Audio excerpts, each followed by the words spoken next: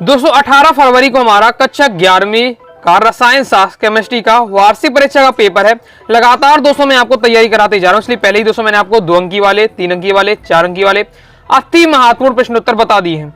क्रम से तैयारी करना है, प्रॉपर तैयारी करना है। क्लास 11 केमिस्ट्री वार्षिक परीक्षा इंपॉर्टेंट क्वेश्चन आंसर 2025 के नाम से प्लेलिस्ट है, प्लेलिस्ट पर जाइए, क्रम से आपको वीडियो मिल जाएगी। बाकी मैं प्लेलिस्ट की लिंक इसी वीडियो के पिन कमेंट में दे दूंगा, तो वहां से आप जाकर देख सकते हैं। तो आज की इस वीडियो में दोस्तों हम बात करने वाले हैं अति महत्वपूर्ण वस्तुनिष्ठ प्रश्न उत्तर के।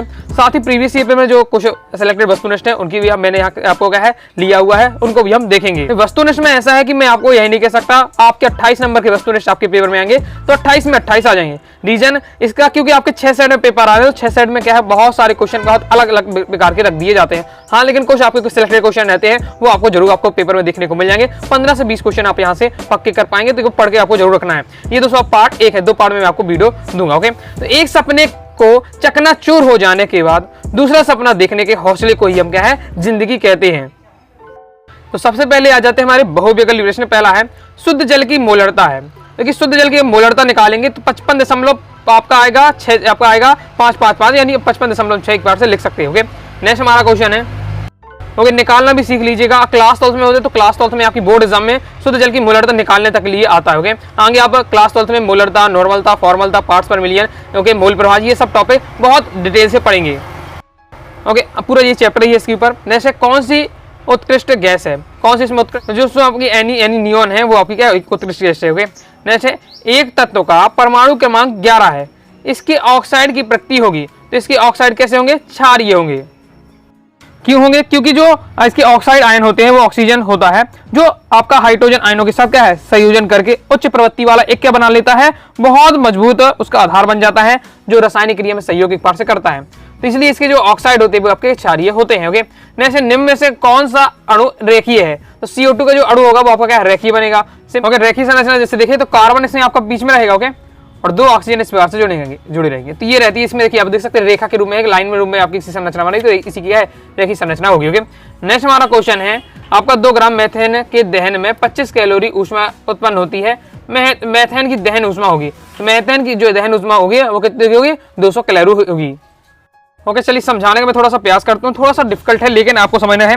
पहले हम इसकी क्या है इसकी संरचना देख लेते हैं। ओके, देखिए हमें क्या है मेथेन की दहन ऊष्मा करनी है, यानी मेथेन की हमें क्या है मेथेन यानी CH4, इसी क्रिया किससे करानी है, आपकी ऑक्सीजन से कराएंगे। ओके, ऑक्सीजन यानी हमें दहन कर रहे हैं, जब जला रहे तो ऑक्सीजन में भी कोई चीज बर्न होती है, जलती है। ओके, इसी क्रिया से हमारा क्या बनने वाला है, हमारा एक तो आपका क्या है कार्बन डाइऑक्साइड बनेगा, दूसरा दोस्तों आपको क्या बनेगा H2O बनेगा। ओके, अब इसको हम क्या है संयोजन, इसको क्या संतुलित करेंगे, 2 आपका यहाँ आने वाला है और 2 दोस्तों आपका यहाँ रहने वाला, तो इस बार की आपकी क्या बनेगी, ये उसकी क्रिया होने वाली कि मेथेन की क्रिया हमने क्या किससे करा दी, ऑक्सीजन से करा दी, तो हमें कार्बन डाइऑक्साइड मिल रहा, जल मिल रहा, क्लियर हो जाता है। अब यहाँ आपको फोकस करना है कि हमें अब यहाँ आपको कितना कर रहा है, 1 मोल, कितना हमने लिया हुआ है, 1 मोल लिया हुआ है मेथेन, यानी 1 मोल लिया हुआ हमने मेथेन का, तो 1 मोल में कितने यहाँ ग्राम है, देखिए तो आपका 12 हो जाएगा, कार्बन का हो जाएगा 12 प्लस आपका हाइड्रोजन 4 है तो हो जाएगा 4 ग्राम, तो टोटल आपके पास कितना ग्राम है, ओके हो जाएगा 16 ग्राम आपके पास यहाँ दिया हुआ है।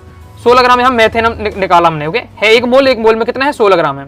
हमें दिया हुआ है कि 2 ग्राम की मेथेन की दहन उसमें कितनी 25 कैलोरी, तो 2 ग्राम में कितना हो रहा है 25 कैलोरी हो रहा है। ओके, 25 आपका क्या हो रहा है कैलोरी हो रहा है, तो हमें कितना 16 ग्राम में कितना होगा, 16 ग्राम में कितना होगा, तो बस आपको उसमें क्या है 8 दूनी 16 यानी 8 का गुणा करना पड़ेगा। ओके, 2 ग्राम में 25 हो रहा है तो आपको क्या करना पड़ेगा 8 गुणे आपको यहाँ करना पड़ेगा 25, यानी आपका आएगा 200, आपका आंसर आपका आएगा 200 कैलोरी। ओके, इस टाइप से। अब थोड़ा सा डिफिकल्ट है लेकिन मैंने आपको समझाने का प्रयास किया है। नेक्स्ट हमारा क्वेश्चन है CH4H10O द्वारा प्रदर्शित किए जाने वाले कुल समायोगी की संख्या कितनी होगी, तो इतनी 7 इसमें समायोगी होंगी। ओके, नेक्स्ट ऑक्सीजन के 16 ग्राम अणुओं की संख्या उतनी ही है जितनी आपके 30 ग्राम आपके क्या है आपके NO में होती है। ओके, इस बार नेक्स्ट हमारा ये इंपॉर्टेंट स्टेप आपको पूछा जाता है, तो आपका बेरिलियम है, बोरॉन है, नाइट्रोजन है, ऑक्सीजन है। प्रथम आयन विभव क्रम आपको जमाना है, तो क्रम क्या होगा, आयन विभव में सबसे ज्यादा पहले आपका नाइट्रोजन का, उसके बाद ऑक्सीजन का, बेरिलियम का, बोरॉन का। ओके, नेक्स्ट हमारा क्वेश्चन है आपको ये सब दिया हुआ है, इनमें क्या है इलेक्ट्रॉन बंधुता का क्रम जमाना है। ओके, ऑक्सीजन, नाइट्रोजन, कार्बन है, बोरॉन है, क्रम जमाना है, तो सबसे पहले ऑक्सीजन की ज्यादा होगी। ओके, फिर उसके बाद क्या आपकी कार्बन की, फिर बोरॉन की, फिर आपके नाइट्रोजन की, कंप्लीट हो जाता है। आगे देख लेते हैं निम्नलिखित में से कौन ध्रुवीय अणु है, तो जो आपका SF4 है वो ध्रुवीय अणु है। उदासीनीकरण ऊष्मा का मान सर्वाधिक होता है, तो कब होता है, जब आपका KOH क्या है HCl के साथ क्रिया करता है।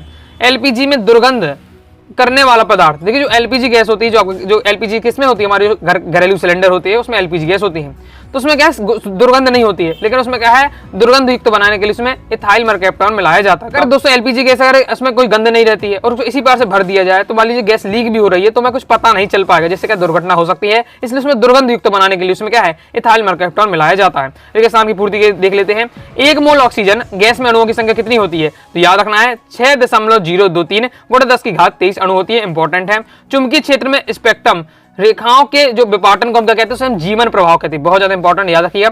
हो सकता है यही क्वेश्चन आपको एक वाक्य ने पूछ लिया, जीवन प्रभाव किसे कहते हैं। चुंबकीय क्षेत्र में स्पेक्ट्रम रेखाओं का विपाटन जीवन प्रभाव कहलाता है। Mn आपका उदाहरण है, एक संकरण तत्व का उदाहरण हो जाता है आपका। कार्बन मोनोडाइऑक्साइड में कार्बन की संयोजकता कितनी होगी, इसमें कार्बन की संयोजकता 5 है आपकी कार्बन मोनोडाइऑक्साइड में। जब पदार्थ पर ऊर्जा का विनिमय बाहरी स्थान से नहीं होता उस निकाय को हम कहते हैं, उसे हम विलगित निकाय कहते हैं। इंपॉर्टेंट है, विलगित निकाय क्या है, जब पदार्थ तथा ऊर्जा का विनिमय बाहरी स्थान से नहीं हो, वो आपका निकाय विलगित निकाय।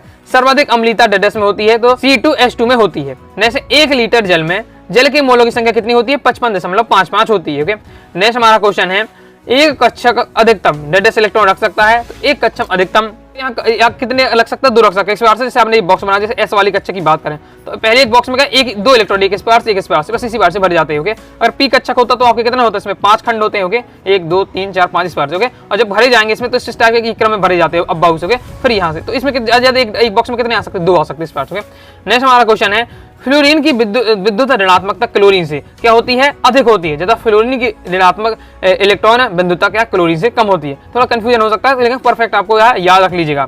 नेक्स्ट ये इंपॉर्टेंट है, प्रीवियस ईयर में आ चुका है।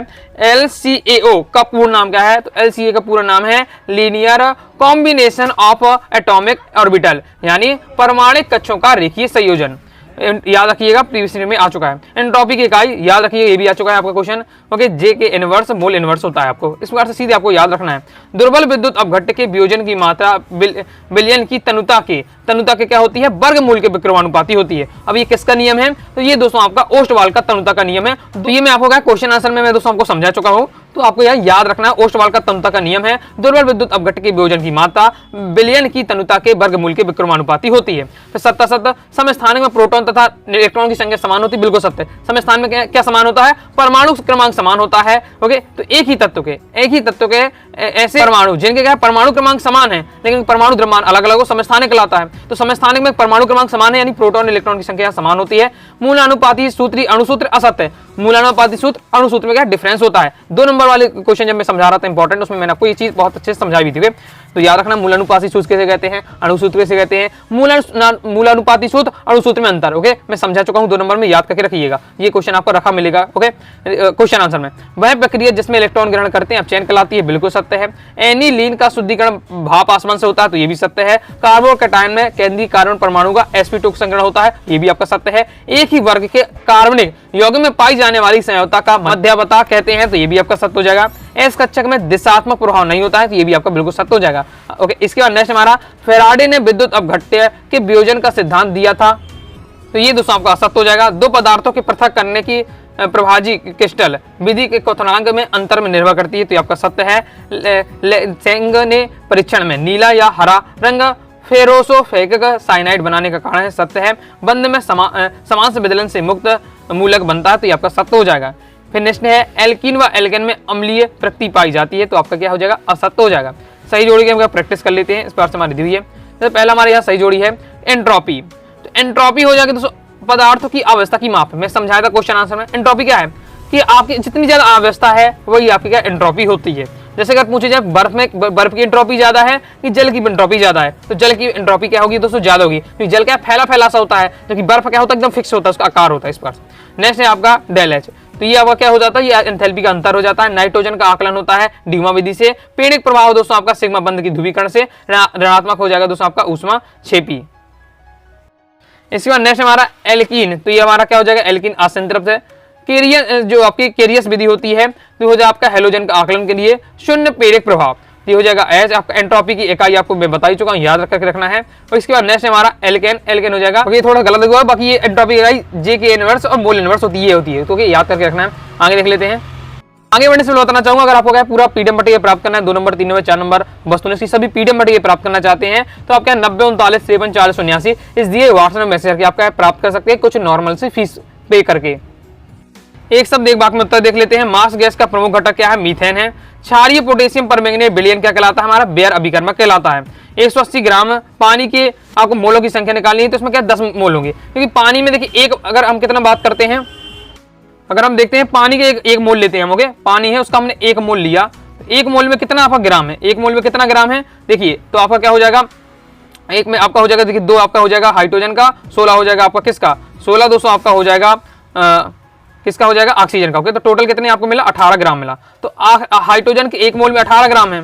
ओके, तो 180 ग्राम में कितना होगा? 180 ग्राम में कितने मोल होंगे? 10 मोल होंगे इस प्रकार से। ओके, इसके बाद नेक्स्ट हमारा क्वेश्चन है, चुंबकीय क्वांटम संख्या किसके संबंधित? अभिविन्यास से संबंधित है। एल्यूमिनियम और मैग्नीशियम में आयन एंथैल्पी किसकी अधिक है? तो मैग्नीशियम की ज्यादा होगी। 1 कैलोरी का मान कितने जूल होता है? 4.2 जूल होता है। की फलन अवस्था क्या है? एंट्रोपी की माप वाली इकाई। ओके, ये इंपॉर्टेंट है, पढ़ के रखना है। अणु किसके मिलकर बनता है? तो अणु क्या? परमाणु से मिलकर बनता है। इलेक्ट्रॉन की खोज किसने की? जे थॉमसन ने की।